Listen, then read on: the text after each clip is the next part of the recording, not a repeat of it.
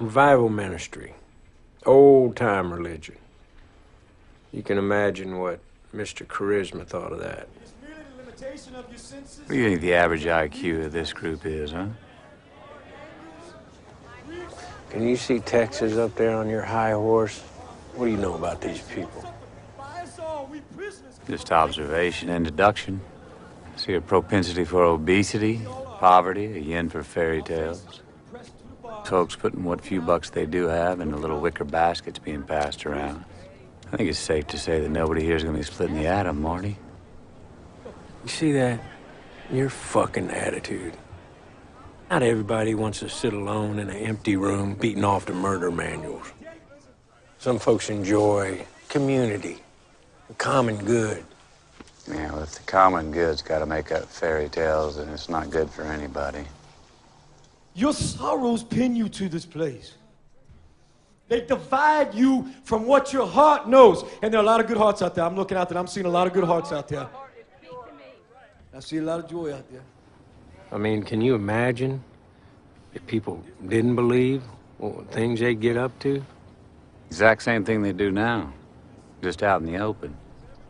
Bullshit. It'd be a fucking freak show of murder and debauchery, and you know it. If the only thing keeping a person decent is the expectation of divine reward, then, brother, that person is a piece of shit. And I'd like to get as many of them out in the open as possible. I guess your judgment is infallible, piece of shit-wise. You think that notebook is a stone tablet? What's it say about life? You gotta get together. Tell yourself stories that violate every law of the universe. Just to get through the goddamn day? No. What's that say about your reality, Marty? When you get to talking like this, you sound panicked. You figure it's all a scam, huh? All them folks? Mm-hmm. They just wrong. Oh, yeah. Been that way since one monkey looked at the sun and told the other monkey, he said, for you to give me your fucking share. People. So goddamn frail, they'd rather put a coin in a wishing well than buy dinner. Jesus Christ, your arms open and close. The echoes of my life could never contain a single truth about you. You move the feather in the ash, you touch the leaf with its flame. Transference of fear and self-loathing to an authoritarian vessel.